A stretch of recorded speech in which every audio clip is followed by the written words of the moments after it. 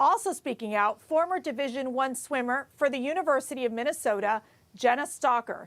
In a commentary for National Review, she wrote, quote, "Nothing has threatened the future of sports more than transgender integration. By allowing an unfair advantage to one class of participants is abhorrent and inexcusable." Jenna joins us now. Thank you for having me on. Thank you for being here, Jenna. Well, let's get started. You know, I'm the mother of 5 girls. Some of them play sports. I've got to tell you, this is very personal to me. And you've talked about this idea of fairness in your commentary, specifically Title IX, which was put in place to provide equal athletic opportunities for both sexes when it passed nearly 50 years ago. Talk to us about that, please. When you're dealing with trying to expand opportunities for women in sports, and you have a record of accomplishments in doing that, you have a record number of women, young girls participating in sports, and all of a sudden you have someone who comes in and assumes the role of a woman and competes against natural women and takes away that opportunity.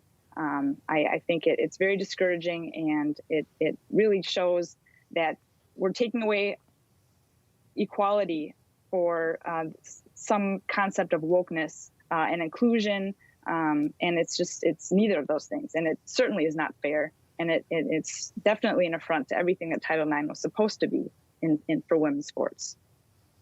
Yeah, Jenna, at the college level, NCAA guidelines require at least a full year of testosterone suppression before a transgender woman is allowed to compete with other women. But a study from the British Journal of Sports Medicine found that might still not be enough time. The study's lead author is suggesting at least 2 years. I mean, do restrictions like that, does that change anything in terms of transgender women being allowed to compete, or at a certain time that they should be able to compete?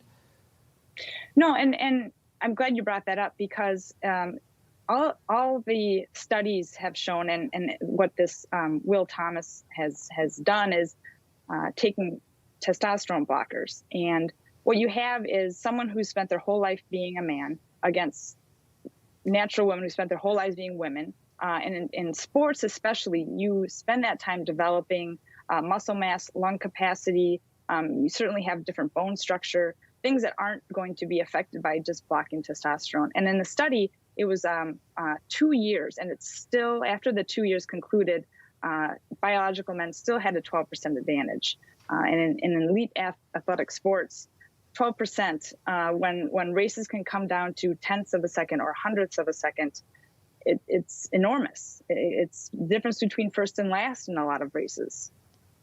Right. Well, Jenna Stocker, thanks for really bringing awareness to this issue. This is going to go nowhere at this point in time. We know that the NCAA has not even responded to a letter that parents sent, many of them who their daughters are at University of Pennsylvania. It is just such a tragedy for girls' sports, and thanks for keeping your eye on it. So Jenna Stocker, thank you so much.